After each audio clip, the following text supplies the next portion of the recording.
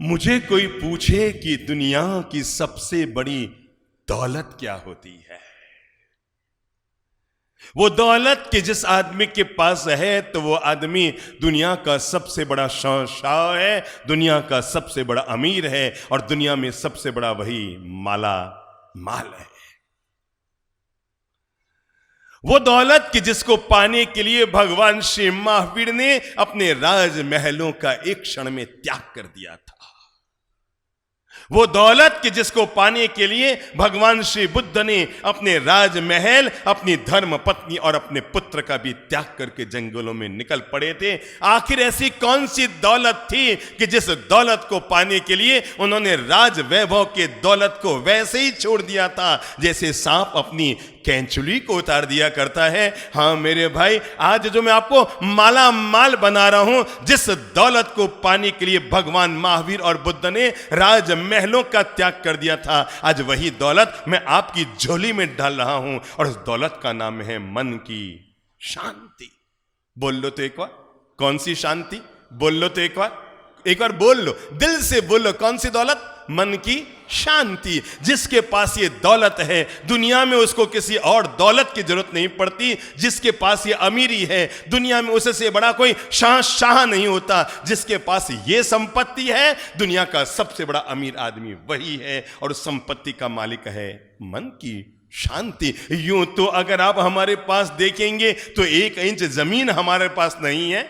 अरे बैंक में खाता तो छोड़ो, हमारा आधार कार्ड भी नहीं है, पर जिंदगी फिर भी माला माल है और दुनिया के सबसे बड़े अमीर आदमी हैं, क्योंकि हमारे पास एक दौलत है और इस दौलत का नाम है, बोलो बोलो बोलो बोलो बोलो बोलो, मन की शांति की दौलत। और जिसके पास ये दौलत आ गई, उसको दुनिया में किसी और दौलत को पाने की जरूरत नहीं पड़ती, क्योंकि यही वो दौलत है जिसको पाने के लिए दुनिया के महापुरुषों ने संसार को छोड़ा था। और आपने देखा होगा, जब कोई आदमी ऊपर चला जाता है तो पीछे का कार्यक्रम का आयोजन किया जाता है, जिसको हम आज की भाषा में कहते हैं उठावना। कहते हैं ना, आज की भाषा में उसको क्या कहते हैं? कोई क्रियाक्रम करने के बाद एक और कार्यक्रम होता है। आदमी का क्रियाक्रम करने के बाद एक कार्यक्रम का आयोजन किया जाता है, जिसको हम या तो कह दें श्रद्धांजलि सभा, या हम पारंपरिक भाषा में क्या कह देते हैं? उठावना। आप में से कौन कौन है जो किसी के उठावने में गया हो? सभी गए हैं। तो जरा बताएंगे कि अपन लोग उठावने में क्यों जाते हैं? बुद्धि लगाओ, अपन लोग उठावने में क्यों जाते हैं? बोलो बोलो बोलो बोलो, सोचो सोचो सोचो, एक बार दिमाग में लो, अपन उठाने में क्यों जाते हैं? हमारे पास कई तरह के गियर होते हैं, पता है? कार के गियर तो इक्के दुक्के होंगे हो, आदमी के पास कई तरह के गियर होते हैं। उठाने में गए, बाहर हम खड़े हैं, और भाई साहब क्या हालचाल है? अरे ठीक है, और उसका क्या आजकल क्या हालचाल है? वहाँ वो महाराज जी का प्रवचन चल रहा है ना, कैसे हो रहा है, कितनी भीड़ आ रही है, क्या हो रहा है? इतने में देखा उठाने वाले सब इकट्ठे हो गए, गियर चेन। अरे भाई, अभी तो तुम हंसी टटे मार रहे थे, अभी तो तुम उछल रहे थे, कूद रहे थे, गियर चेंज, और यूं गंभीर हो गए। फिर वापस बाहर आए तो और क्या हालचाल है? मतलब हमारे गियर ऐसे चेंज होती हैं जिसकी हद नहीं। और मैं आपको बताऊं, अपन उठावने में क्यों जाते हैं? सामने वाले के लिए नहीं जाते हैं, अपन उठावने में अपने ले जाते हैं कि अपन किसी के उठावने में नहीं गए तो अपने कौन आएगा? खुद की भीड़ इकट्ठी करने के लिए दूसरों को उठावने में जाना पड़ता है, बाकी किसको कहां लेन देन है? और अपन जब उठावनों में जाते हैं तो आपने देखा होगा, वहां पर एक तस्वीर रखी जाती है और उसके सामने कुछ फूल रखे जाते हैं। लोग आते हैं, एक एक फूल। लोग वो घर से नहीं लाते हैं, लाके रखने पड़ते हैं। लोग कहते हैं हम कहाँ से लाएं? वो एक एक फूल चढ़ाते हैं, फिर सभी लोग बैठ जाते हैं, फिर एक माइक लगाया जाता है, फिर 5, 7, 10 लोग आते हैं और उसके बारे में बोलते हैं, वो इतने महान थे, वो इतने महान थे, वो ऐसे थे, वो ऐसे थे, ऐसे थे। जीते जी जिसको गाड़ियाँ निकाल रहे थे उसको भी कहते हैं वो बड़े महान थे। और उनके जाने के बाद फिर हम लास्ट में हर आदमी भाषण देता है। आप ऐसे कोई है जिसने किसी को उठाने में भाषण दिया हो? कोई है? घणे लोग हैं। कौन है? लास्ट में अपन क्या बोलते हैं? बुद्धि लगाओ, वो ऐसे थे, ऐसे थे। अब हम क्या करते हैं? भगवान, हम परमपिता परमेश्वर से प्रार्थना करते हैं उनको आत्म शांति प्रदान करें। क्या बोलते हैं? मैं आपको यह बताना चाहता हूं जिंदगी में शांति का महत्व कितना है। यह सत्य मैं आपको बोध देना चाहता हूं कि जब किसी आदमी का स्वर्गवास हो जाए और उसके लिए हम जब अंतिम शब्द बोलते हैं, अंतिम शब्द का भी अंतिम शब्द हम फिर बोलते हैं, भगवान उसकी आत्मा को शांति दे। हम ये नहीं कहते उसको भगवान अगले जन्म में सुंदर बीबी दे या अच्छी महंगी कार दे कि अच्छी महंगी कोठी दे या बड़ी ज्वेलर्स की दुकान दे। उसको लोगों को पता है ये सब तो इस जन्म में पा गया, एक चीज न पा सका और वो है अंतर्मन मन की शांति। तब हमें कहना पड़ता है भगवान बाकी सब तो उसे यहीं मिल गया था, एक चीज वो पा न सका, हे भगवान तो उसे अगले जन्म में दे देना। क्या दे देना? आत्मा की। तो आपको पता लगा जिंदगी में शांति का क्या महत्व है, क्योंकि श्रद्धांजलि सभा में भी हमारी अंतिम प्रार्थना यही रहती है, भगवान इसकी आत्मा को क्या दे? बोलो बोलो, जोर से बोलो। आपको भी तो बुलवाना है ना, क्योंकि आप तो जीते जी पा नहीं पाओगे। आप तो कार के चक्कर में, बीबी के चक्कर में, बच्चों के चक्कर में, दुकान के चक्कर में, शोरूम के चक्कर में, धंधे के चक्कर में, बैंक बैलेंस के चक्कर में लगे। ये मन की शांति भाई साहब ये तो हमारे इर्द गिर्द कभी नजर ही नहीं आती है, और मन की शांति के मालिक तो हम बन नहीं पाते हैं। मैं आपको बता दूं, मैंने तो एक बात कही हुई है भाई, मैं जब दुनिया से चला जाऊं तो मेरे लिए कोई श्रद्धांजलि सभा करके और मेरे मन की शांति का मालिक बनाने के लिए प्रार्थना करने की जरूरत नहीं है। मैं इतनी कमजोर जिंदगी नहीं जी के जाऊंगा कि मेरे मरने के बाद लोग माइक पर आकर कहे कि मेरी आत्मा को शांति मिले। मैं अपनी जिंदगी की व्यवस्था खुद करके जाऊंगा और शांति का मालिक खुद बन के जाऊंगा, दूसरों के भरोसे मन की शांति छोड़कर नहीं जाऊंगा। अपन तो जिंदगी को बहुत आनंद से, मुस्कान से, आपको पता है हम जब 120 दिन के बाद इस रायपुर से रवाना होंगे ना, आपकी ड्रेस वही रहेगी, परिवेश वही रहेगा, एड्रेस वही रहेगा, पूरा शहर वही रहेगा। पर मैं आपको बता दूं, जिस दिन हम निकलेंगे ना तब इस शहर में एक बहुत बड़ा परिवर्तन होगा, और यह परिवर्तन होगा पूरा शहर हंसता खिलता मुस्कुराता हुआ गुलाब का फूल बन जाएगा। हर आदमी आनंद से भर जाएगा, हर आदमी प्रेम और मिठास से भर जाएगा।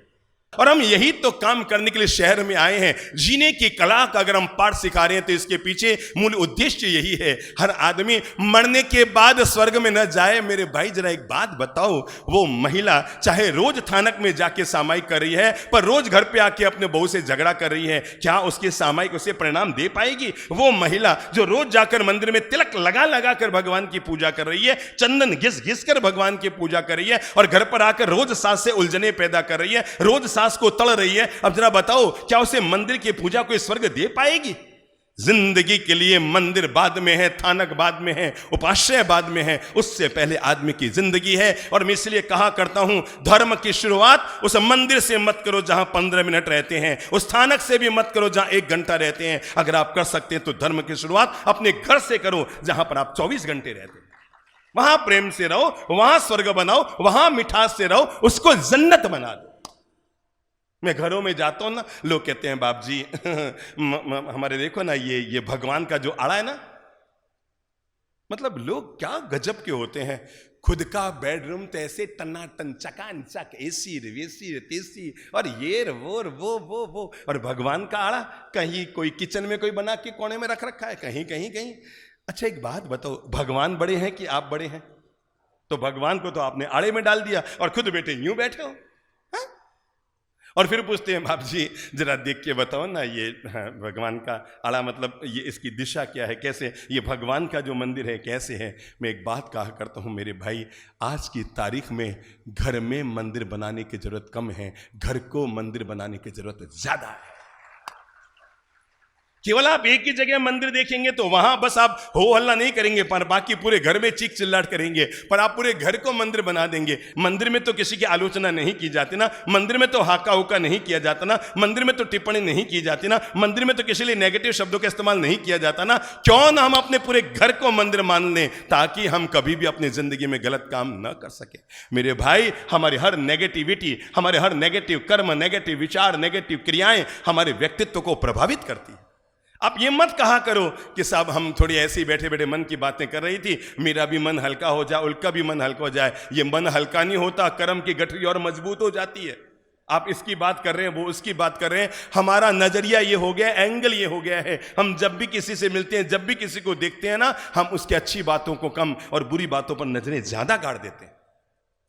अच्छी चीजों पर हम कम नजर डालते हैं, बुरी चीजों पर हम ज्यादा डाल देते हैं, और इसीलिए हमारा माइंड हमेशा नेगेटिव नेगेटिव नेगेटिव बना रहता है। जिंदगी का सबसे प्यारा मंत्र हो सकता है मन की शांति का मालिक होने के लिए, और वो है नो नेगेटिव बी पॉजिटिव। क्या है? नो नेगेटिव, बोल लो, नो नेगेटिव बी पॉजिटिव। और जब आप अपनी जिंदगी के हर मुकाम पर यह सोचते हैं ना, तो जीवन में कभी कषाय नहीं होता।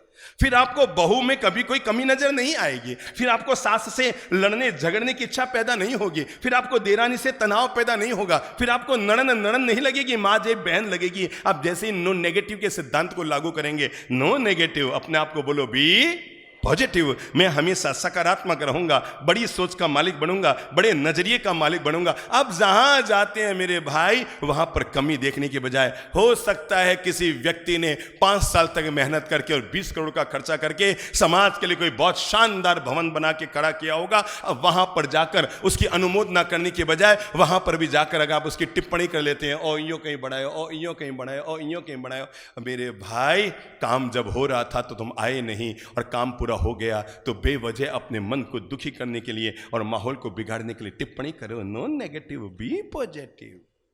क्या कहा मैंने? No negative. बोल लो मुंह से। कभी भी बूढ़ी माताओं, भले आपको इसका मतलब आए कि नहीं आए कोई दिक्कत नहीं है, बहू कभी टेढ़ी बोले, कभी आक्रोश करे, कभी चीखे चिल्लाए, कभी उल्टी सीधी बात करे, झर से कहना बेटा नो नेगेटिव बी पॉजिटिव। ठीक है ना? मतलब आए कि नहीं आए भाड़ में जाने दो इसको, आप तो बोल ही देना बेटा क्यों नेगेटिविटी का वातावरण कर रही है, बी पॉजिटिव बन, तेरे मन को भी खुशियां मिलेगी और मेरे मन को भी खुशियां मिलेगी। मैंने कहा आदमी के लिए जरूरी है उसे मन की शांति का मालिक बने। मन की शांति न तो रंग में मिलती है, न धन में मिलती है। मन बड़ा विचित्र है, न ये धन से तृप्त होता है, न ये तन से तृप्त होता है, न ये मकान से तृप्त होता है, न ये जमीन जायदाद से तृप्त होता है। मेरे भाई जिंदगी भर सब कुछ मिलता रह जाए तब भी आदमी का मन तृप्त नहीं होता। एक जन्म नहीं 100 जन्म तक पत्नी के साथ रह जाए तो आदमी तृप्त नहीं होता। हजार जन्मों तक किसी बड़े शोरूम का मालिक बन जाए तब भी आदमी तृप्त नहीं होता। मन बड़ा विचित्र है, ये कभी भरता नहीं है। डालते रहो इसमें, डालते रहो इसमें, डालते रहो। ये तो वो वाली बाल्टी है जिसमें ऊपर पानी झर रहा और नीचे पेंदा लगा हुआ ही नहीं है। डाले जाओ और खाली होता रहता है। आज तक किसी का मन न तो संतुष्ट हुआ है, न तृप्त हुआ है, न शांत हुआ है। बड़ी विचित्र स्थिति है हमारी। माला जपने बैठे तो मन दुकान जाता है, दुकान में जाओ तो मन मकान में जाता है, मकान में जाओ तो मन मंदिर जाता है, मंदिर में जाओ तो मन बाजार में जाता है, बाजार में जाओ तो मन बैंक में जाता है, बैंक में जाओ तो फिर बीबी की, मतलब मन बड़ा विचित्र है। हम जहां हैं वहां मन नहीं रहता, हम जहां नहीं है वहां हमारा मन भागता रहता है। आपको पता है एक संत और गृहस्थ में क्या फर्क होता है? कपड़े का फर्क नहीं होता। एक संत और गृहस्थ में मकान और कपड़े का फर्क नहीं होता। सबसे बड़ा फर्क यह होता है गृहस्थ वो है जिसके पांव तो एक घर में टिके हैं पर मन पूरी दुनिया में भटकता है, और संत वो है जिसके पांव तो चलते हैं पर मन हमेशा टिका हुआ रहता है। जिसका मन भटकता है पर पांव एक घर में टिका है वो गृहस्थ है, पर संत वो है जिसके पांव तो चलते रहते हैं पर मन हमेशा एकांत और शांत में रहता है। वही आदमी संत जीवन का मालिक बन सकता है। मेरे भाई रोते हुए पैदा होना हमारी नियति थी। बोल लो, रोते हुए पैदा होना हमारी नियति थी, पर मुस्कुराते हुए जीना ये हमारी प्रकृति बन सकती है, बशर्ते हम जीना सीख लें। मैं पूना में था, एक बहुत प्यारी घटना बता रहा हूं।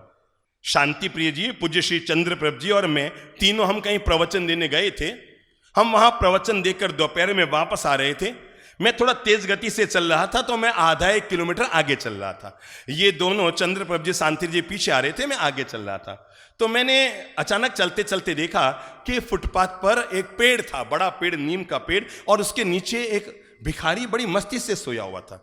मतलब इतनी मस्ती से सोया हुआ था, यूं खर्राटे भर भर के नींद ले रहा था। कब? दोपहर में 1:30-2 बजे। मतलब इतनी मस्ती की नींद। मुझे भी लगा यार ऐसी मस्ती तो भगवान किसी किसी को देता है। क्या दोपहर में भी है, क्या दोपहर में भी खर्राटे मार के नींद ले रहा है। मजा आ रहा था उसको देख करके। पर मैंने देखा वो सोया सो सोया, उसने अपना जो भीख का कटोरा होता है ना वो उल्टा करके रखा हुआ था। क्या? अपनी भीख का कटोरा उल्टा करके रखा हुआ था। अब मैंने सोचा भी ठीक है, जैसी इसकी प्रकृति, जैसा मेरे मन में आया यार आदमी कैसा है, सीधा रखता तो लोग 1-1 का नोट, 2-2 के नोट कुछ न कुछ तो डाल के जाते, इसकी कमाई होती। पर इसकी बुद्धि उल्टी है, सोया सो सोया, कटोरा भी उल्टा करके सो गया। संयोग की बात, मैं वहां से रवाना हूं उससे पहले उसकी नींद खुल गई, और नींद खुलती आंख किससे मिली? पहली मुझसे मिली। बाबा नमस्ते। मैं क्या, हाँ भैया बहुत बहुत शुभकामनाएं। बाबा राम राम। बाबा नमस्ते, कैसे? अरे मैं क्या, खूब आनंद है भैया। मैंने कहा और भैया दोपहर में? अरे हाँ बाबा, दोपहर में 1 से 2 दुकान बंद। मैंने कहा वो तो ठीक है, ये कटोरा उल्टा क्यों रखता है? क्या मेरा तो शटर यही है दुकान बंद करने का। क्या कहा? मेरा तो शटर यही है दुकान बंद करने का। मैंने कहा भैया सोता है ठीक है, कटोरा सीधा रखा कर, लोग आते हैं 1-1 2-2 का सिक्का डाल के, तेरी आमदनी हो जाएगी। उसने कहा महाराज मैं इसीलिए जब भी सोता हूं अपना बीख का कटोरा उल्टा रख के सोता हूं। मैंने कहा क्यों? तो कहा साहब लोग आते हैं 1-1 2-2 का सिक्का डाल के मेरी नींद हराम कर जाते हैं, मैं सोता हूं तो तबीयत से सोता हूं। मुझे लगा दुनिया में इससे बढ़कर तो कोई बड़ा ज्वेलर्स भी अमीर नहीं हो सकता, गारंटी है अपने, इससे बड़ा अमीर तो दुनिया में कोई हो ही नहीं सकता। अरे वो तो दोपहर में 2 बजे भी कटोरा उल्टा करके सोया है, हम ne रात को 2 बजे भी कटोरा सीधा रख के चलते हैं। आने दे हे भगवान, और आने दे भगवान, और आने दे।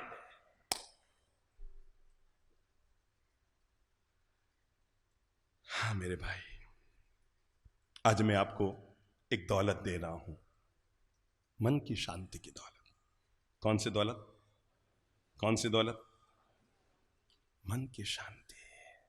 ये वो दौलत जिसके सामने 56 भोग भी फीके होते हैं। ये वो दौलत जिसके सामने दुनिया की हर मिठाई फीकी होती है। ये वो दौलत जिसके सामने दुनिया की हर दौलत फीकी होती है। हाँ, हम इस मन की शांति के मालिक कैसे बने? आखिर जितना जरूरी है हमारा मन शांत हो, उससे पहले जरूरी है हमारा मन शुद्ध भी हो। शब्द बोल लो, क्या जरूरी है? जितना जरूरी है हमारा मन शांत हो, उतना क्या जरूरी है? बोलो बोलो बोलो, शुद्ध भी हो। क्योंकि अपन लोगों ने बचपन में सुना है ना, मन चंगा तो कटौती में, बोलो बोलो, गंगा। अगर आदमी का मन चंगा, चंगा का मतलब निर्मल है, आदमी का मन अगर पवित्र है, आदमी का मन अगर शांत है, आदमी का मन अगर सुचितापूर्ण है, तो तय मानकर चलो उसे गंगा तक जाने की जरूरत नहीं पड़ेगी। ये कटौती में ही गंगा, कटौती का मतलब जिसमें हम आटा भिगोती है ना, वो कटौती में ही आदमी के गंगा आ जाती है। अगर आदमी का मन चंगा हो जाए तो एक बात पहले विवेक कर लो, जितना जरूरी हमारा मन शांत हो उतना ही जरूरी है हमारा मन निर्मल भी हो। देखो मैं एक बात पूछूं बहनों, बताओ जरा, दोपहर के 12 बजे हैं, आप कहीं अकेले खड़े हैं और एक परिचित व्यक्ति आपके पास खड़ा है। ध्यान से सुनना मेरी बात को अच्छी बहनों। दोपहर के 12 बजे हैं और बोलो, एक परिचित आदमी आपके पास खड़ा है, आप अकेले खड़े हैं, एक परिचित आदमी आपके पास खड़ा है, और पर आपको पता है इस आदमी का मन बहुत गंदा है, बहुत खराब है, बहुत कलुषित मन है, बहुत बहुत उल्टा सीधा विचार वाला ये आदमी है। मुझे एक बात बताओ, दोपहर में 12 बजे आपको उस आदमी से खतरा है कि नहीं? जोर से बोलो, जोर से बोलो, है। अब मैं आपको दूसरा उदाहरण दूं। आप रात को 12 बजे खड़े अकेले, और एक अपरिचित आदमी आपके पास खड़ा है, पर आपको इतना पता है इस आदमी का मन गंगा की तरह निर्मल है, बहुत पवित्र है, बहुत शांत है, ये देवता तुल्य इस आदमी का मन है। अरे गंगा से भी ज्यादा निर्मल इस आदमी का मन है और पवित्र है, इसके मन में कभी गलत विचार पैदा हो ही नहीं सकते, इतना निर्मल आदमी है। मुझे एक बात बताओ, क्या आपको रात को 12 बजे उससे कोई खतरा है? समझ में आई? समझ में आई? मेरी माता जी महाराज मुझे कहा करती थी, ईश्वर केवल नारियों के पास ऐसी आंख देता है कि अगर वो पुरुष के पास खड़ी हो तो आधा मिनट में समझ जाती है इस आदमी का मन सही है कि गलत है। आधा मिनट आंख से आंख मिलते ही महिला को खबर लग जाती है इस आदमी के मन में अच्छे विचार है कि बुरे विचार है। मेरी मां मुझे कहा करती थी कि नारी के पास ईश्वरीय शक्ति देता है, आदमी को 2 मिनट तक देखते समझ जाएगी ये आदमी कौन से विचार को लेकर मेरे पास आया है। तो जिंदगी में पवित्र विचार होना। क्या हुआ, एक आदमी अपने पड़ोसन से प्यार करने लग गया। किससे? कोई है आप में तो हाथ खड़ा कर, है तो बहुत सारे, पर दूसरे हाथ से पकड़ रहा नहीं रहे, मत कर। तो वो पड़ोसन से प्यार करने लग गया। ये भी कोई चीज होती है? अब लग गया तो लग गया। अब जब भी वो बाहर निकले, जब भी वो अंदर आए, हर समय उसका मन रहे बस उसको देखूं, खिड़की में से देखूं, दरवाजे से मैं देखूं, गवाक्ष में से देखूं, मतलब हर समय उसका मन। अब वो मन तो मन है भाई, लग जाए तो गधी भी परी लगती है और न लगे तो परी भी गधी लगती है, तो मन है आदमी का, है? सीधी सादी बात है। तो पड़ोसन से उसको क्या हो गया? इलू पिलू हो गया। ये इलू पिलू क्या है? तो पड़ोसन से उसको हो गया। अब हो गया तो उसने देखा एक दिन गजब, मतलब वो जो पड़ोसन है उसी के बच्चे के साथ, किसके बच्चे के साथ, उसके मतलब जो प्यार करने लग गया उसके बच्चे के साथ बड़ी हिलमिल जुलकर मीठी मीठी बातें कर रही है। मतलब एक तरफा नहीं है, मतलब ये भी मुझे चाहती है, बड़ी वो घुलमिल कर बार बार यूं यूं करके बातें कर रही थी। जब 15 मिनट बात करने के बाद बच्चा आया घर में तो पापा जी अंदर लेके गए, इधर इधर आ कमरे में, इधर इधर। वो पड़ोस वाली आंटी क्या कह रही थी, पापा वो आपके बारे में बातें कर रही थी। अच्छा मेरे बारे में, बता वो क्या कह रही थी। तो बच्चे ने कहा पापा 50 का नोट दो तो बताऊं किसको खड़ा करूं, जरा बताओ दोगे कि नहीं, बोलो बोलो फटाफट बोलो, आगे बढ़ो बात को। वो वाली आंटी जिसको आप वो करने लग गए हैं और आपका बच्चा उसके पास रहकर आया है और बच्चा कहता है वो आपके बारे में बातें कर रही थी और आपको जानना है कि क्या कह रही थी, तो आप वो का बच्चा कहता है 50 का नोट दो तो बताऊं, क्या करोगे? ऐसे मिट्टी की मूर्ति बनकर बैठोगे उस समय या कैसे उतावड़े बावड़े हो जाओगे, हाँ बता बता बता, 50 नहीं 100 दो ला बता, क्यों ऐसे ही होगा ना। थोड़े ईमानदार भी बन जाओ ना भाई साहब। वो कह रहे हैं भूल से गर्दन हिला और मुझे खड़ा ना कर दे बाप जी। तो पापा ने क्या कहा होगा बहनों बता, अच्छा आप बहनों को पता है ना क्या कहा होगा, क्या कहा होगा, ले ले। तो उसने 50 का नोट निकाल के दिया, अब बता। उसने कहा एक और दो तो बताऊं, क्या करेगा आदमी, देखा मैं इधर से बात करूं, आप लोग इतने ईमानदार नहीं हो, ठीक है ना। तो उसने एक नोट और निकाल के दे दिया, उसने कहा देखा अब बता दे बेटा, अब बता दो। पड़ोस वाली आंटी पापा एक नोट और दो तो बताऊं। और मैं आपको कैसे बताऊं बहनों, उस बच्चे ने अपने पापा से 50-50 के 9 नोट ले लिए। कितने हो गए? 450। बाप ने अब तो उसका कंधा पकड़ लिया, बेटा अब बता दे मैं तुझे। उसने कहा बस अब अंतिम एक नोट और दे दो फिर मैं बताऊं। बाप ने झट से 50 का एक नोट निकाल के दिया, बोल बेटा बोल बोल बोल बोल बोल बेटा बोल बोल बोल बोल। पड़ोस आंटी है पापा अभी 15 मिनट तो वो आपके बारे में बातें कर रही थी, और पता है उसने क्या कहा मुझे, और ये पड़ोस वाली आंटी तो आपके बारे में बहुत अच्छी अच्छी बातें कर रही थी, कह रही थी तुम्हारे जो पापा है ना बिल्कुल मेरे सगे भाई जैसे लगते हैं। उसने कहा निकाल रुपये निकाल पहले वापस, पहले मेरे रुपये निकाल वापस। सारी बात का क्रियाक्रम कर दिया तूने। क्या कहा उसने, क्या कहा, तुम्हारे पापा मेरे बिल्कुल सगे भाई जैसे लगते हैं। मेरे भाई जितना जरूरी है हमारा मन शांत हो, उससे पहले जरूरी है हमारा मन शुद्ध हो। जहर से सने हुए पात्र में अगर अमृत भी डाल दिया गया तो वो भी जहर बन जाएगा। मन लोभी मन लालची मन चंचल चित चोर, अरे मन के मते न चालिए पलक पलक मन और। मन लोभी मन लालची, जो चीज मिलती रहे आदमी सोचता है ये भी पालूं ये भी पालूं ये भी बटोर लूं। आदमी का बस चले ना तो दुनिया की सारी दौलत तो क्या पूरी दुनिया का राजा बनना वो पसंद करेगा। बस दुनिया में जो कुछ है सब कुछ मुझे मिल जाए, और वही कहानी हम लोगों की जिंदगी बन जाती है। जब कपिल नाम का एक बालक किसी गुरु के यहाँ पढ़ने के लिए ब्राह्मण गया हुआ रहता है, और उस गुरु ने उसके भोजन की व्यवस्था किसी घर में सेट कर रखी है, और वहीं पर काम करने वाली एक लड़की से उसको क्या हो जाता है, प्यार हो जाता है। और तब वो दोनों विवाह कर लेते हैं। आया तो था ज्ञानार्जन के लिए, करने लग गया दुनियार्जन, और आदमी उसमें डूब जाता है। कुछ दिन तो बच्ची के पास जो धन होता है खा पी के खत्म कर देते हैं। लड़की कहती है बोलो अपन अब क्या खाएंगे, तब वो कहती है सुनो, नगर का जो राजा है ना वो रोज सुबह 2 मासा सोना 2 ग्राम सोना रोज किसी को दान देता है। आज तुम चले जाओ और राजा से दान लेके आ जाओ। जो सबसे पहले राजा के जिससे आंख मिलती है उसको वो 2 ग्राम सोना देता है। उस कपिल ने सोचा कहीं सुबह जाने में मेरी देर ना हो जाए। वो रात को 1 बजे ही रवाना हो गया। रास्ते में राज सैनिकों ने उसको चोर समझ लिया, और चोर समझ कर उसको गिरफ्तार कर लिया। सुबह राजसभा में पेश किया गया। उस गरीब कपिल ने तब राजा के सामने अपनी सारी बात बताते हुए कहा कि इस तरह मेरी माँ ने मुझे पढ़ने के लिए भेजा था, और मैं इस लड़की में आसक्त होकर मैंने पढ़ाई तो छोड़ दी और लुगाई में लग गया, मैंने शादी कर ली। और महाराज 5-10 दिन महीने भर तो हमारे पास जो पैसा था हमने खाया, अब खाने को कुछ नहीं बचा। तो मेरी पत्नी ने कहा नगर का राजा बहुत उदार है, वो रोज सुबह 2 ग्राम सोना दान देता है, तुम भी जाओ राजन। मैंने सोचा सुबह सुबह मुझसे पहले कोई और न पहुंच जाए, इसलिए मैं रात को ही रवाना हो गया। राजा उसकी भली भली बातों को सुनकर इतना खुश हुआ, उसने कहा चल तू तो 2 ग्राम सोना लेने के लिए आया है, चल मैं तुझे वचन देता हूं, तू जो मांगेगा मैं तुझे दे दूंगा। क्या कहा? तू तेरी जो इच्छा हो सो मांग ले, तेरी जीवन भर की गरीबी दूर कर दूं। उसने सोचा 2 ग्राम सोना तो 10 दिन में खत्म हो जाएगा, महीने भर में एक काम करता हूं 10 ग्राम सोना मांग लेता हूं, कि 10 ग्राम सोना लूंगा तो भी 6 महीने में एक काम करता हूं 100 ग्राम मांग लेता हूं।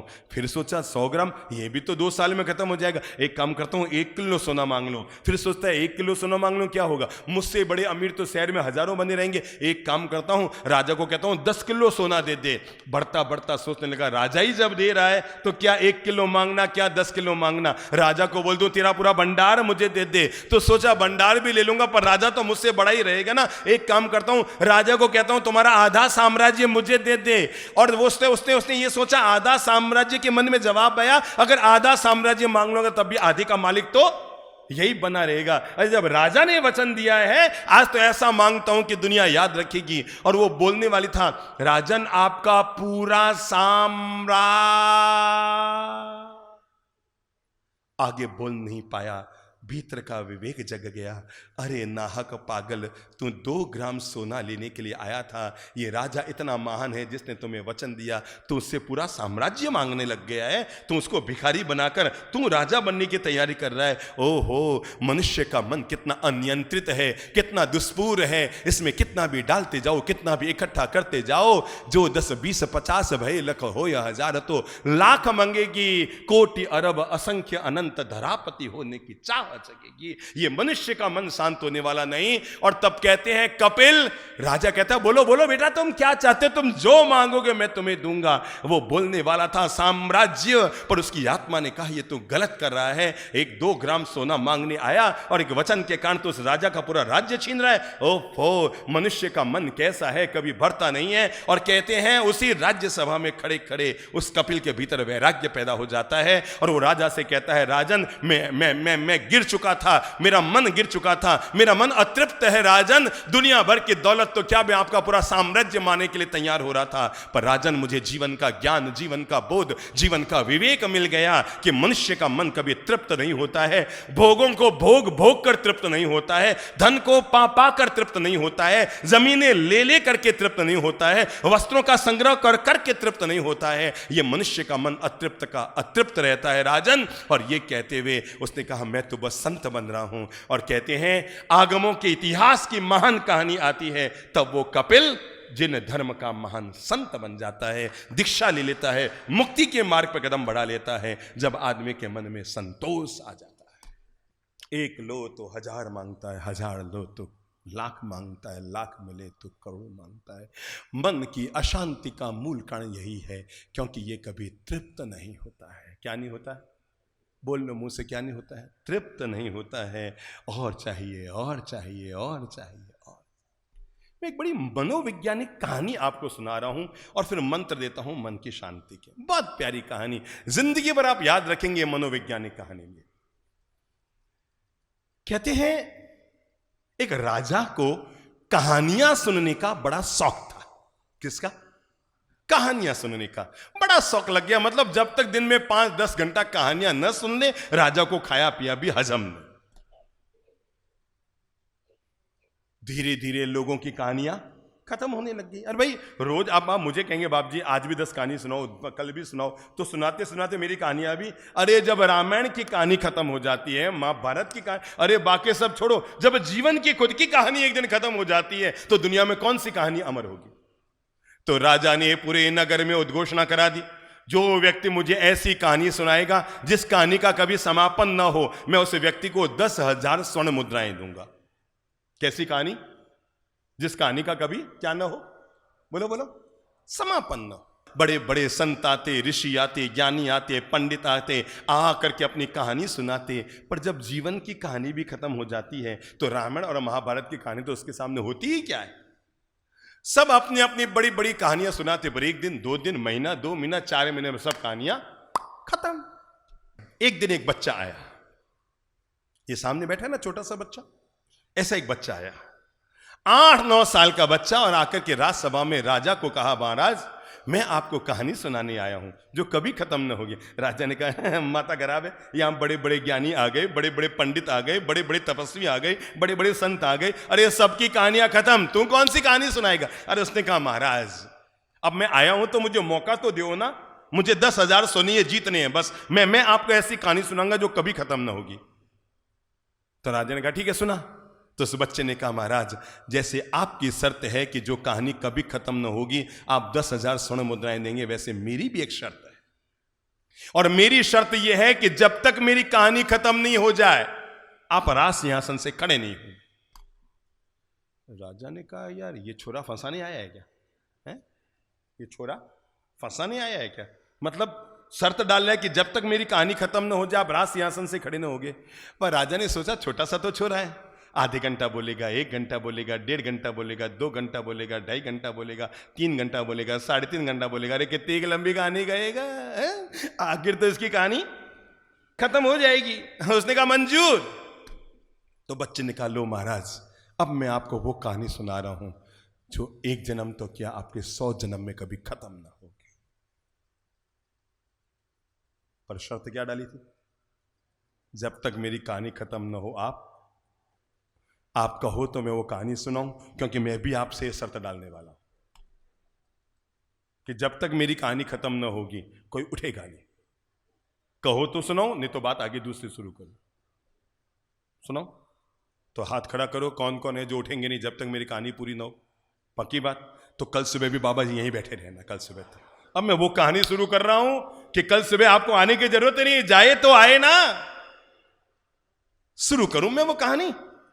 तब बच्चे ने वो कहानी कहने शुरू की राजा के सामने, और वही कहानी मैं आपको सुना रहा हूं। तब बच्चे ने कहा महाराज एक बहुत बड़ा बगीचा था, बहुत बड़ा, इतना बड़ा बगीचा था, इतना बड़ा बगीचा था, उसमें लाखों लाख पेड़ थे, लाखों लाख। महाराज इतना बड़ा बगीचा, लाखों लाख उसमें पेड़ थे। महाराज एक बार करोड़ों अरबों टिड्डियों का दल वहां पर आया। किसका दल? टिड्डी समझते ना, जो खेत में धान खा जाती है। टिड्डियों का दल, करोड़ों अरबों टिड्डियों का दल उस बगीचे में आके उतर गया, और सभी टिड्डियों ने भोजन करना शुरू कर दिया। महाराज पहली टिड्डी ने भोजन किया, वो उड़ गई फुर। दूसरी टिड्डी ने भोजन किया, वो भी उड़ गई फुर। तीसरी टिड्डी ने भोजन किया, वो भी उड़ गई फुर। चौथी टिड्डी ने भोजन किया, वो भी उड़ गई फुर। पांचवी टिड्डी, सभी बोलो भाई मैं अकेला थक रहा हूं, अब शाम तक बोलना है तो। पांचवी टिड्डी ने भोजन किया, वो भी उड़ गई फुर। छठी टिड्डी ने भोजन किया, वो भी उड़ गई फुर। सातवीं टिड्डी ने भोजन किया, वो भी उड़ गई फुर। आठवीं टिड्डी ने भोजन किया, वो भी उड़ गई फुर। नौवीं टिड्डी ने भोजन किया, वो भी उड़ गई फुर। 10वीं टिड्डी ने भोजन किया, वो, फटाफट बोलो सब बोलो। 10वीं टिड्डी ने भोजन किया, वो भी उड़ गई। 11वीं टिड्डी ने भोजन किया, वो भी उड़ गई। 12वीं टिड्डी ने भोजन किया, वो भी उड़ गई। 13वीं टिड्डी ने भोजन किया, वो भी उड़ गई। 14वीं टिड्डी ने भोजन किया, वो भी उड़ गई। शांति जी का माइक चालू करो, मैं थकूंगा ना फिर ये बोलेंगे। 15वीं टिड्डी ने भोजन किया, वो भी उड़ गई। 16वीं टिड्डी ने भोजन किया, वो भी उड़ गई। 17वीं टिड्डी ने भोजन किया, वो भी उड़ गई। 18वीं टिड्डी ने भोजन किया, वो भी उड़ गई। 19वीं टिड्डी ने भोजन किया, वो भी उड़ गई। 20वीं टिड्डी ने भोजन किया, वो भी उड़ गई। 21वीं टिड्डी ने भोजन किया, वो भी उड़ गई। एक तो महिला फुर हो ही रही है। और वो बच्चा, शाम के 7 बज गए, 1 बजे कहानी शुरू की, 7 बज गए, और मुश्किल से 3,500 टिड्डियां उड़ी। राजा ने कहा रे छोरा तू ये कहानी टिड्डियां ही उड़ाता रहेगा कि कहानी आगे भी बढ़ाएगा? उसने कहा महाराज करोड़ों टिड्डियां हैं, जब तक सारी नहीं उड़ जाती तो कहानी को आगे कैसे बढ़ाऊं? और फिर वो कहने लगा 3,809 टिड्डी ने भोजन किया, वो भी उड़ गए। अरे राजा ने कहा छोरा तू बड़ा चालू निकला रे, हैं? मुझे फंसा रहा है, मुझे उलझा रहा है। सुबह की शाम कर दी, 4,000 टिड्डियां उड़ाई है। उसने कहा महाराज जब तक सारी टिड्डियां न उड़ जाए मैं कहानी को आगे नहीं बढ़ाऊंगा। तो राजा समझ गया कि यह कहानी बच्चा जीत रहा है। उसने अपने भंडारी से कहा जाओ अंदर 10,000 सोने ला करके इसको दे दो। पास में खड़े मंत्री ने कहा ऐसे कैसे दे दे महाराज, इसको बोलो, बोलता रहे। कब तक बोलेगा ये? महीने, 2 महीने, साल भर, 2 साल, 5 साल तक, आखिर तो इसकी टिड्डियां खत्म होगी। राजा खड़ा हो गया सिंहासन से और कहा, इस बच्चे ने वो कहानी कहनी शुरू की है जो एक जन्म नहीं 100 जन्म में ख़त्म नहीं होगी। मानो कि बोलते बोलते बोलते बोलते बोलते बोलते 10 साल में ये सारी टिड्डियों को उड़ा दे, तो वापस बुलाना भी तो इसी के हाथ में है। कि वो खारी फिर भूख लग गई तो सारी टिड्डियां वापस आ गई बगीचे में। राजा ने बच्चे को अपने पास बुलाया, गले से लगाया और लगाकर पूछा, बेटा एक बात बता, तू जीता मैं हारा, मैं तुझे 10,000 सोने दे रहा हूं, पर मुझे इतना सा बता दे, ये कहानी तूने कहां से पैदा की है? क्या कहा? ये कहानी तूने कहां से पैदा की? बच्चे ने कहा, महाराज ये कहानी मैंने मनुष्य के मन से पैदा की है कि जैसे टिड्डियां उड़ती रहेगी, कहानी बढ़ती रहेगी, वैसे आदमी को कुछ मिलता रहेगा पर मन हमेशा खाली का खाली बना रहेगा। जैसे ये कहानी कभी खत्म नहीं हो सकती, ऐसे आदमी का मन कभी भर नहीं सकता है। हाँ, मुक्ति का मार्ग, शांति का मार्ग, आनंद का मार्ग उसी के लिए है जो अपने आप को तृप्त और शांत महसूस कर लेता है। मन की शांति का मालिक बनने के लिए 11 मंत्र दिमाग में नोट कर लो। कागज पेन लाए हो तो कागज पेन में नोट कर लो। और मन की शांति का मालिक बनने के लिए जो पहला मंत्र मैं आप लोगों की झोली में डाल रहा हूं वो है LML। बोलो सब, LML। फिर से दोबारा बोल लो, LML। सब बोल चुके हैं? क्या मंत्र है पहला मंत्र? LML, मतलब लोड मत लो। क्या है? बोल लो। LML का मतलब क्या है? लोड मत लो। क्या मत लो? बोल लो मुंह से, लोड मत लो। ऐसे लटक के मत बोलो। क्या मतलब? लोड मत लो। क्यों? क्योंकि यही हमारे मन की अशांति का पहला कारण बनता है। हम छोटी छोटी बातों में लोड ले लेते हैं। वो मैंने यूं क्यों कह दिया, वो यूं क्यों क्यों, वो क्यों कर दियो, मेरे साथ ऐसा क्यों हो जाता है, जब भी धंधा करूं मुझे क्यों नुकसान करता है, पड़ोसी की दुकान तो बहुत चलती है, मेरी क्यों नहीं चल पाती है, उसको तो हमेशा समाज में जगह मिलती है, मुझे क्यों नहीं मिलती है, उसको तो ऐसा हो रहा है, उसके लिए तो सोने का जेवर आएगा, मुझे। किसी भी बात का लोड मत लो। LML, आज से मंत्र बना लो। बोलो सब, LML। पीछे वाले भी बोलो, जो बाहर खड़े ना वो भी बोलो LML, मतलब लोड। फिर से बोलो, लोड। जब जिसके साथ जो होना है वो हो रहा है, मेरे किए रुकता नहीं, मेरे रोके रुकता नहीं, मेरे किए होता नहीं, जब जो हो रहा है सो हो रहा है। लोड मंत्र बना लो, आज से लोड नहीं लूंगा, भार नहीं बनाऊंगा।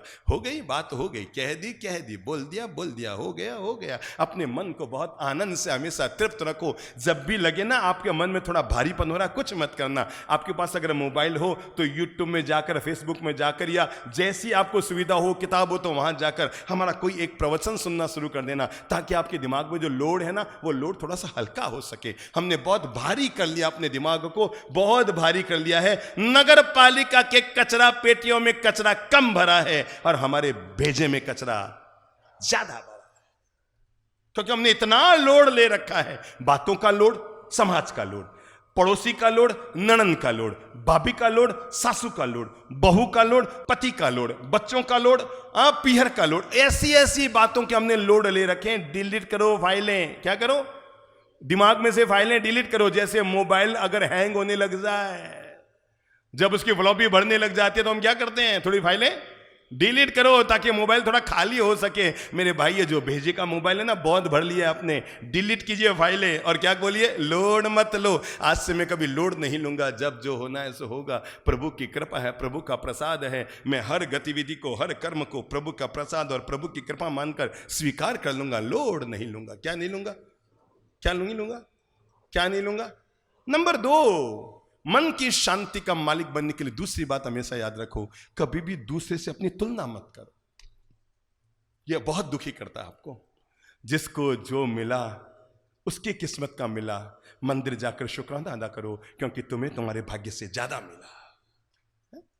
जिसको जो मिला उसकी किस्मत का मिला है, पर मंदिर में जाके शुक्राना जरूर अदा करो भगवान के सामने कि भगवान जो मुझे मिला मेरी किस्मत से ज्यादा मिला। मानता हूं देवरानी जब आई अपने पीहर से खूब सारा माल लेकर आई होगी, पर आप मन से बड़ा आनंद से भरे रहो। मानती हूं कि देवरानी के पीहर वालों ने उसे 1.5 करोड़ का दायजा दिया, पर मेरी जब शादी हुई तो मेरे पापा ने मुझे 12,000 का दायजा दिया था। पर मुझे पता है इसके पिता के लिए 1.5 करोड़ देना मामूली बात थी, पर मेरे पिता ने 12,000 की व्यवस्था कैसे की थी ये तो मेरे मम्मी पापा जानते हैं। मैं आभारी हूँ मेरे मम्मी पापा, आपने मुझे उस समय जो 12,000 दिया वो भी मेरे लिए कम नहीं था। किसको क्या मिला खास बात नहीं, जो मुझे मिला मेरे भाग्य से ज्यादा मिला।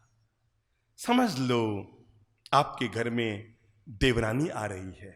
जब आपकी शादी हुई ना तो कोई एक कमरे में कूलर लगा दिया गया था, बस बेडरूम में, और बस एक गद्दा बाजार से ले आए थे 2-2,500 में, मोटा गद्दा बड़ा वाला, और एक कूलर आपके रूम में लगा दिया गया। 12 साल के बाद अब जब देवर की शादी हो रही है, क्या ताम झाम हो रहे हैं, क्या होटलें बुक हो रही है, पूरे घर में नया नया काम हो रहा है, उसके लिए अलग से बढ़िया बेडरूम बन रहा है, AC लग रहा है, ये लग रहा है, वो लग रहा है, और तय है आपका दिमाग भारी होगा, लोड पैदा हो जाएगा। मारो ब्याह जन तो कहीं यो को नहीं, एक कूलर लगा दियो हमारे रूम में बेडरूम में, और ये देरानी के लिए तो क्या ये AC लग रहा है, और ये होटलें बुक हो रही है, ये हो रहा है, वो हो रहा है। मन से दुखी मत होना, क्योंकि एक घटना हमारी एक परिचित परिवार में घटित हुई थी। जब उसकी शादी हुई तो उसके यही हालत थे घर के, और जब उसकी देरानी आ रही है तो शादी में 1.5 करोड़ का खर्चा हो रहा है, और वो होटलें बुक हो रही है, ये वो ताम जाम, बाहर से नाट्य मंडलियां आ रही है, संगीत की व्यवस्थाएं हो रही है, और AC बड़ा सुंदर बेडरूम उसके लिए बन रहा है। वो लड़की इतने तनाव में आ गई, मेरे तो कुछ नहीं हुआ, और वो इतनी ज्यादा भारी हो गई, उसने अपने पति से कह दिया आपके भाई की जब शादी होगी तो मैं यहां नहीं रहूंगी, मैं पीहर चली जाऊंगी, मेरे तो कुछ नहीं हुआ था। उसका पति बेचारा इतना दुखी हो गया, वो अपनी धर्म पत्नी को लेकर हमारे पास संबोधि धाम आया, सारी बात कही, बाप जी इसको समझाओ, ये आपकी भगत है, पता नहीं इसने जिद पकड़ ली कि मैं शादी में घर में नहीं रहूंगी, मेरे एक भाई है बाप जी, और मैं उसकी शादी का सारा काम संभाला हूं, कल ये पीहर चली जाएगी, मेरी क्या इज्जत रहेगी परिवार में। मैंने उस बिटिया से पूछा, मैंने कहा बिटिया क्या बात है? उसने कहा बाप जी बस एक बात मेरे दिमाग में घर कर रही है, मेरी शादी हुई तो एक पुराना कूलर लाकर मेरे बेडरूम में रखा गया था, और आज तो ये बड़े बड़े ये बोरो हो रहे हैं। मैंने कहा बेटा अब तुम गौरव कर अपने आप पर, जब नहीं आई थी इस घर की ऐसी कि एक कूलर भी खरीद सके, ये तो पुण्यवान जीव एक घर में आया तो घर की हालत सुधर गई है। ये तो तुझ जैसा पुण्यवान जीव इस घर में आया तो घर की हालत सुधर गई। इसलिए आज अगर देवरानी की शादी में 1.5 करोड़ का खर्चा हो रहा है तो घर के बलबूते नहीं, तेरे पुण्य के बलबूते हो रहा है, क्योंकि तेरे इस घर में आने से जाहो जलाली हो गई। अब तो तुम गौरव कर और सबको बोल अरे हाँ मेरे नहीं हुआ था, पर जब मैं आ गई ना तो घर का भाग्य खुल गया। और आज देखो क्या हमारे घर में शादी हो रही है। मैंने उसके मन को पॉजिटिव बनाया, वो अपने घर में गई और इतनी खुशियों के साथ देवरानी की शादी में लग गई। आज वो देवरानी जेठानी मां जी बहन से बढ़कर रहती है। मन की दशाओं को बदलना जरूरी है, जरूरी। क्या हुआ, एक सेठानी बहुत अमीर, बहुत पैसे वाली, मतलब इतनी सुविधा उसके पति ने दे रखी थी, 50 लाख की कार, मर्सिडीज कार, और ड्राइवर, और वो होता ना बैंक से निकालने के लिए कार्ड, क्या कहते हैं उसको, ATM कार्ड, और उसमें लाखों रुपए जमा है। अगर उसको रोज 1 लाख का खर्चा करना हो तो पति के कान में डालने की भी जरूरत नहीं, पर वो हर समय घर में यूं ही बैठी रहती, मुंह लटका कर, मुंह मतलब हर समय यूं ही बैठी रहती, जब देखो तब। क्योंकि उसको जो जेठानी थे ना उसके पास मतलब और ज्यादा वो क्या था, वो क्या कहते हैं उसको, अमीरी जो थी, पैसा दौलत, कारें, महंगी कारें, दौलत, मतलब वो बहुत ज्यादा उसमें थी वो। और इसके बात को लेकर बड़ी दुखी थी, मेरे पास, उसके पास तो वो है, उसके पास तो वो है। पर उसकी जो काम वाली बाई थी ना घर में, वो बड़ी मस्तानी, वो तो झाड़ू पोंछा भी लगाती, हंसती खिलती मुस्कुराती रहती, यूं यूं यूं यूं यूं यूं, मतलब सेठानी जब देखो तब और वो काम वाली भाई यूं यूं यूं यूं यूं यूं करती रहती। तो उसको सेठानी को और ज्यादा क्या होती, मेरे पास सब कुछ, इसके पास कुछ नहीं, जब देखो तुम नाटक करती रहती। मतलब यूं समझो आप, वो सेठानी हर समय यही गाना गाती रहती, दिल के अरमां, बोलो बोलो आगे बोलो, आंसुओं में। और वो काम वाली भाई, सावन का महीना पवन कर सुर, अरे जिया रे झूमे ऐसे जैसे। अब बताओ दोनों की बिल्कुल उल्टी हालत। वो तो सावन का महीना गा रही है और ये गा रही है मेरा जीवन कोरा कागज कोरा। एक दिन सेठानी सहन नहीं कर पाई, इधर इधर इधर है, तू समझती क्या है अपने आप को, वो बेचारी आई, क्या हुआ मालकिन, क्या गलती हो गई, ये तेरा क्या तरीका है? जब देखो तब हंसती रहती है, खिलखिलाती रहती है, ये झाड़ू निकालती हंसती है, पोंछा लगाती हंसती है, बर्तन धोते हुए तेरी मुस्कुराने की आवाज बाहर आती है, ये तो क्या नाटक करती रहती है। उसने कहा मालकिन इसमें क्या मैं हर समय उदास रहती हूं, तो मुझे चिढ़ाने के लिए हंसती है? क्या करने के लिए? चिढ़ाने का मतलब समझ गए ना, मतलब सामने वाले को और उल्टा करने के लिए। नहीं मालकिन, ये तो क्या समझती है, मेरा दिया तू खाती है, मेरा बचा खाना तू, तेरा बच्चा खाता है, मेरे फटे हुए कपड़े मैं तुम्हें देती हूं, मेरी फटी हुई चप्पल तेरे हिस्से आती है और नाटक कर रही है। उसने कहा मालकिन मैं इसलिए हमेशा खुश रहती हूं। मैं आपको आज राज बता दूं, मैं रोज सोचती थी कि आपको बोलूं, पर मुझे लगता था छोटे मुंह बड़ी बात हो जाएगी आपको बोलने के लिए। पर मालकिन मैं आपको राज बता दूं, मैं इसलिए खुश रहती हूं कि मैं कभी भी आपसे अपनी तुलना नहीं करती हूं। क्या कहा? मुझे पता है मेरे साल भर के जितने कमाई है आपका 1 घंटे का उतना खर्चा है, मुझे पता है। आप चाहें तो अभी 5 लाख का गहना खरीद के लाना है तो आपको पति को कहने की जरूरत नहीं, ATM कार्ड है। पर मुझे तो मालकिन 2000 की चीज़ खरीदनी है तो महीने भर तक वेतन की इंतजारी करनी पड़ती है मालकिन, पर मैं कभी भी आपसे अपनी तुलना नहीं करती। कामवाड़ी बाई की बात सुनकर सेठानी का मन पसीज गया। उसने कहा बस कि ये तूने मंत्र कहाँ से सीखा है?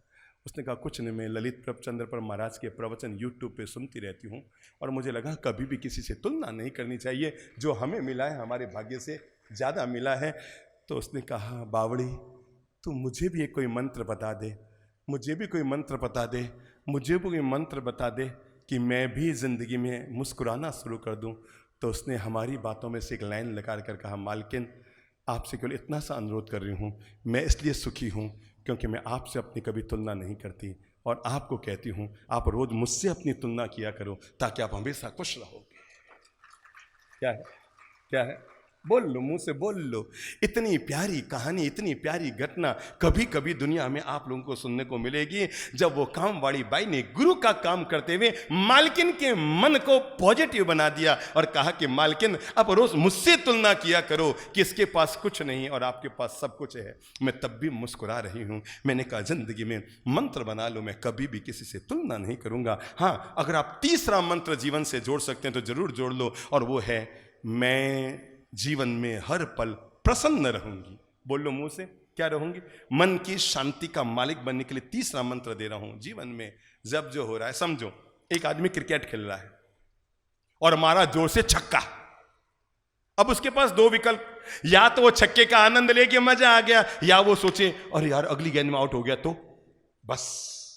जब हम ये सोचते हैं कि अगली गेंद में आउट हो गया तो हम जीवन में हताश और निराश हो जाते हैं। जब हम सोचते हैं कोई दिक्कत नहीं, अभी तो मैं छक्के का आनंद लूं, अगली गेंद में जो होगा सो देखा जाएगा, वो आदमी अपने हर गेंद का जीवन में आनंद लेता है। तो जीवन में मंत्र बना लो, मैं हर समय प्रसन्न रहूंगा। हाँ, जो सबसे प्यारा बेशकीमती मंत्र मैं आपको दे रहा हूं मन की शांति का, वो है मंत्र बोल लो जो है प्राप्त। बोल लो एक बार और, बोल लो जो है प्राप्त। एक बार और बोल लो जो है प्राप्त वही है पर्याप्त। बस जो व्यक्ति अपनी जिंदगी में इस मंत्र को जोड़ लेता है वो कभी दुखी राम नहीं होता, क्योंकि उसे पता लग गया जो प्राप्त है वही मेरे लिए। बस अब आपके पड़ोस वाले का कितना बड़ा ज्वेलरी का शोरूम है, आपको कहां देखने की जरूरत है? जब पराई स्त्री को देखना अच्छी बात नहीं है तो पराई शोरूम पर रोज रोज नजर क्यों डालो? जो आपको मिला उसका आनंद लो ना। किसको क्या मिला मत करो इसका गिला, जो तुम्हें मिला तुम्हारे भाग्य से ज्यादा मिला। और जो व्यक्ति इस मंत्र को जीवन में जोड़कर रखना है वो हमेशा सुखी राम रहता है, कभी भी दुखी राम नहीं रहता। क्या बोला मैंने? मंत्र दोबारा बोल लो, जो है प्राप्त। जो व्यक्ति इस मंत्र को जीता है वो जिंदगी में कभी पड़ोसन पर गलत नजर नहीं डालता। उसे पता है जो मेरी है, जो प्राप्त है वही मेरे लिए। हाँ, अगर आप एक काम और कर सकते हैं तो जरूर करो, अपने जीवन के अप्रिय प्रसंगों को दिमाग से निकाल दो मन की शांति को जीने के लिए। बहुत कीमती मंत्र मैं आपको दे रहा हूं, दिमाग में ले लो। अपने जीवन के कौन से बातों को निकाल दो? अप्रिय बातें। किसी ने कुछ कह दिया, किसी ने कुछ बोल दिया, किसी ने आपके साथ गलत बात कह दिया, अब दिमाग में लोड मत लो, ठीक है, बोल दिया, कह दिया, हो गया। अब आप घुटते रहेंगे, मैंने यूं क्यों कह दियो, मैंने यूं क्यों कह दिया, समझे कि ये अपने अपने हैं, 4 लोगों के बीच मेरा पानी उतार दिया, ठीक है, जो जैसा होता है वो वैसा बोलता है। और मैं माथाफोड़ी नहीं करता हूं, मैं कभी भी अपने मन को टेंशन में नहीं लाऊंगी, मैं मस्त रहूंगी, मैं प्रसन्न रहूंगी, मैं आनंदित रहूंगी। हर हाल में अपने दिमाग में मंत्र बना लो, मैं कभी भी अप्रिय प्रसंगों को दिमाग में नहीं लूंगी, ठीक है। मेरे जीवन में ऐसा योग था कि मेरे एक जवान बेटे की मृत्यु हो गई, जैसी प्रभु की मर्जी।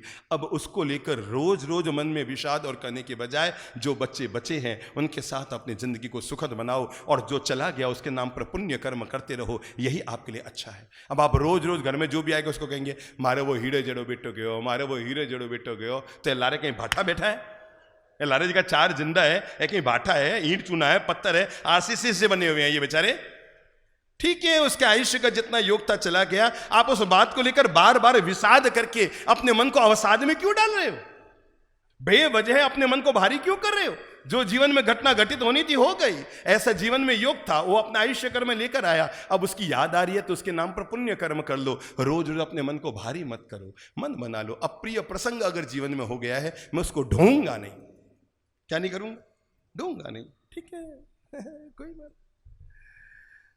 देखो एक घटना कह रहा हूं मैं आपको, एक महानुभाव ने पालितना तीर्थ का संग निकाला, सच्ची घटना लाइव कर रहा हूं। पालितना तीर्थ का संग निकाला, संग लेकर वहां पहुंचे तो माड़ महोत्सव हो रहा था। तो जो आचार्य महाराज थे उन्होंने कहा भाई माड़ महोत्सव ले रहे हो, कोई एक तो नियम लो, है किसी ने संग निकाला होगा ना, तो उसका माल महोत्सव होता है, भाई कोई छोटा सा नियम ले लो। तो भतीजा पास में बैठा, उसने कहा हमारे काको जी को गुस्सा बहुत आता है, बाप जी इनको गुस्सा छुड़वा दो। और वो उस समय माड़ा वाड़ा पहनने के मूड में थे, हाँ आजीवन नियम ले रहा हूं, कोई भी हालत हो जाए मैं कभी गुस्सा नहीं करूंगा।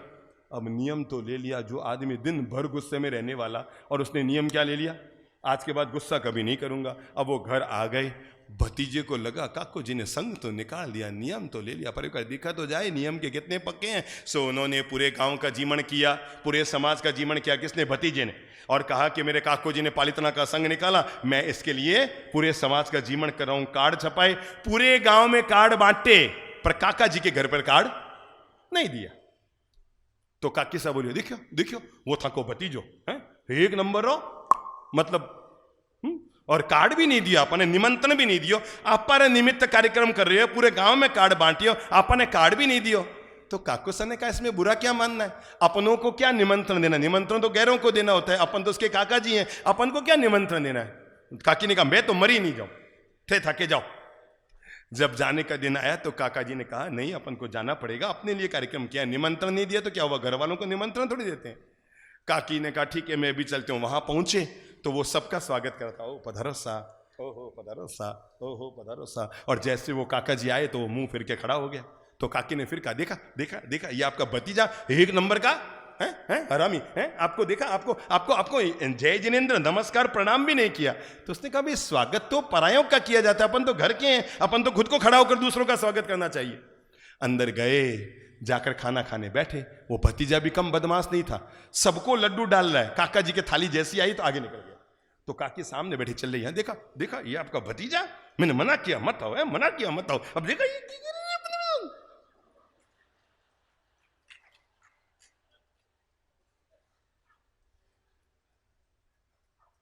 आप सोचते होंगे बाप जी को गुस्सा तो कुछ ऐसे ही बोलते होंगे और वो काकी जी तिलमिला गई, गुस्से से भर गई। काको जी झट से थाली से खड़े हुए ये कहकर, अरे भाई अपन तो घर के सदस्य हैं, शुरुआत में थोड़ी बैठते हैं, पहले अपन सबको खिलाएंगे फिर अपन बैठकर खाना खाएंगे। और जैसे ही काको जी खड़े होकर लड्डू का धामा लेकर आए और लोगों को परोसने लगे, वो भतीजा उनके पांव में गिर पड़ा और कहने लगा काका जी मान गए, आप बाजी जीत गए। अप्रिय वातावरण घटित होने पर भी जो व्यक्ति अपने मन के धैर्य और शांति को बरकरार रखता है, वो व्यक्ति मन की शांति का मालिक बनता है। हाँ, उठते उठते 2 एक मंत्र और ले लो, और वो मंत्र है कभी भी किसी के काम में ज्यादा दखलंदाजी मत करो। ठीक है ना, समझ रहे इस बात को, कभी भी ज्यादा दखलंदाजी मत करो, ज्यादा उसमें वो हस्तक्षेप मत करो। जिसको जो काम सौंप दिया वो कर रहा है। मुझे अच्छा लगा, मैं आपको बताऊं, हमने जब यहाँ चातुर्मास किया ना, तो हमें यहाँ के चातुर्मास समिति और ऋषभ देव मंदिर ट्रस्ट और जितने भी लोग हैं यहाँ के पदाधिकारी, बहुत अच्छा लगा। नंबर एक, इनके सबसे बड़ी खासियत, इसके लिए ताली बजाओ कि सब के सब पॉजिटिव लोग हैं। मैंने कभी किसी को नेगेटिविटी नकारात्मकता से भरा हुआ तो देखा ही नहीं, सब भी पॉजिटिव लोग हैं। और नंबर दो, जो जो काम संभाला वो कर रहा है, कोई किसी के काम में टांग नहीं अड़ा रहा, सबसे बड़ी खास बात है। इसीलिए कार्य निर्विघ्न पूरा हो जाता है जब हम एक दूसरे के प्रति टांग अड़ाने का काम नहीं करते हैं। अगर आप कर सकते हो तो 2-3 नाम और कर लो, और वो है छोटी मोटी बातें अगर आपके दिमाग में घर कर चुकी है तो प्लीज जिससे जुड़ी हुई है बिना माफी मांगे उसे माफ कर दो। आप बेवजह भारी हो रहे हो, बेवजह ढो रहे हो, किसी ने आपका कोई अपमान कर दिया, 2 शब्द बोल दिए, माफ कर दो। या तो माफ कर दो या उस घटना को भूल जाओ, दोनों में से एक काम जरूर कर दो।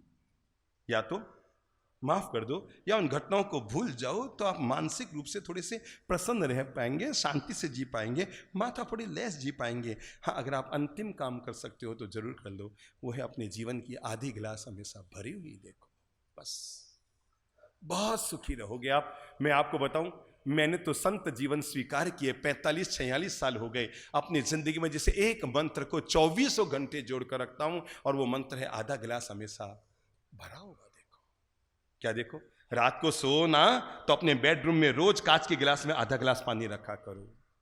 और आपको यह पता करना है कि आज आपका दिन कैसा जाएगा, अच्छा जाएगा कि बुरा जाएगा, तो किसी ज्योतिषी को मत देखो, उस कांच के गिलास को देख लिया करो। और जब कांच के गिलास को देखते ही आपके भीतर से जवाब आए आधा गिलास खाली, तो समझ लो आज का दिन दुखी, और अंदर से जवाब आए आधा गिलास भरा हुआ, तो समझ लो आज का दिन सुखी। बस दिन भर का पूरा आपके सामने निकल कर आ जाएगा अगर आपने ये सोच लिया है कि आधा गिलास क्या है, क्या है, क्या है, बोलो बोलो, भरा हुआ देखो। कभी भी आधा गिलास खाली मत देखो। अगर आप आधा गिलास खाली देखेंगे, आप दुखी राम दुखी राम दुखी राम बन जाएंगे, और आधा गिलास भरा हुआ देखेंगे आप सुखी हो जाएंगे। अपन थोड़े दिन बाद ही प्रयोग करेंगे, और वो है रोज 15 मिनट ध्यान जरूर करो, मेडिटेशन। क्या करो?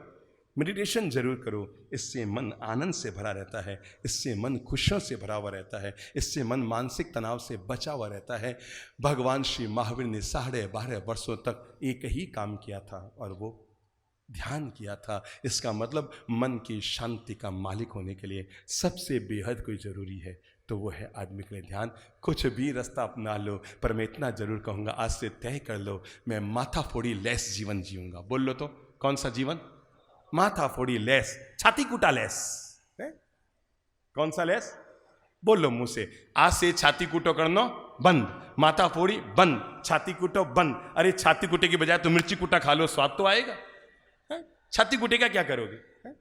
बेवजह के छाती कुटे, बेवजह की माथा फोड़ियां, बेवजह की सिरपचियां। मैंने आपको हंसते हंसते जीवन का ज्ञान दिया है, पर अगर आपने इनको अपनी जिंदगी में ज़हन में उतार लिया ना, तो ये आपके लिए रामबाण दवा का काम कर जाएंगे।